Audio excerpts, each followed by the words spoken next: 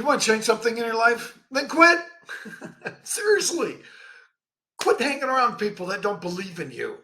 Quit doing those things that are destroying you. Quit listening to that jerk uncle that for years abused you. It's time to change and shift and move from here to there. Hey, I'm Bart Nollenberger, but I got to tell you this. This is who I am, man. I've been sober for 37 years from drugs, alcohol, and I've got freedom from other addictions as well. That isn't quite that long, but I've got some freedom from it. And I really believe that I know what it takes to get from there to here. From there to here. There's certain things that had to happen. Now, at one point, I've got to tell you, I had to get from here to there because I was stuck. I was in the mud. I didn't know. I didn't know what to do to how to live life. But because I did those things, that in the moment, eventually, in the ordinary, day by day by day, it led to this extraordinary life where I'm here from there. So let's talk about how that happens. How do you get from wherever here was to wherever there is right now? Well, I have to I want to look at those two words. Here to there. What's the difference between here and there? It's one letter, of course. It's T. And I do believe that there's three letters, three words based on T that really set the stage for living an abundant, grateful, at peace life. And the first one is trust. Now, I'm a believer. I believe in Jesus and believe that Jesus died for my sins. I didn't always believe this. Man, I actually came to Christ when I was 40 years old, believe it or not. So that was a turning point in my life. But I learned how to trust God through every process. I learned that even though I didn't love me, that God loved me. How cool is that? That I was loved on such a deep level.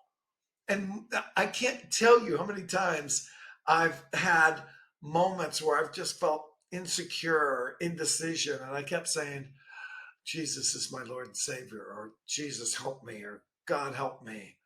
And sooner or later, it immersed through me, and I felt this sense of peace. Trust has been critical for me to get from here to there. In my sobriety, I had to trust. I had to trust something, right? If you don't trust something, you fall for anything. I had to trust something. And in my case, it was a higher power that I later found was Jesus. The next T that I think is a huge part of getting me from there to here was talking. Yeah, I'm a talker. That's what I do for a living. But I mean, talking. I mean, not keeping things in. I mean, getting in small groups like I do with Celebrate Recovery and being around a group of guys that I trust and not keeping any secrets. How's that saying go? We're only as sick as our secrets. For me, that was a big piece to get from there to here because I talk about it. And I love this analogy. If you can, let's say we had something that an addiction, we'll call it this, and we go and act out and we'll call it that. And yet we're in that vortex when we act out, whatever it is, gambling, sex, it could be insecurity, it could be anger, it could be drugs, alcohol, but we're caught up in that vortex of doing that behavior. And yet when you and I talk about it's allowed to escape that we're allowed to get out of that vortex. Now there's other things that have to happen too for us to get from there to here, but I'm telling you, talking is a huge piece with people we trust and trusting God in the process. Because when you trust God in the process, man, you know what's going to happen is you're going to be obedient to what God says. And lastly, which isn't lastly, but it's think. You and I are what we think about. You know that, right? I mean, what you say in your conscious mind goes to your subconscious mind, and your subconscious, that emotional part of your mind, starts acting on what you tell it. When you say something to yourself like, I'm stupid, I'm an idiot, I can't do this, When you say that out loud consciously with emotion, it goes to the other than conscious mind, that emotional part of your mind. And then that has no filter. The subconscious has no filter. So the subconscious will act on what you tell it. So what's that mean? That means you and I have to be careful what we think. If we have to be so cognizant of what we think. We have to do an inventory on what we think, because if we think stinking, we're going to have stinking results. Matthew Maltz wrote a book called Psycho-Cybernetics, and in it he said you and I cannot exceed our own level of self-belief.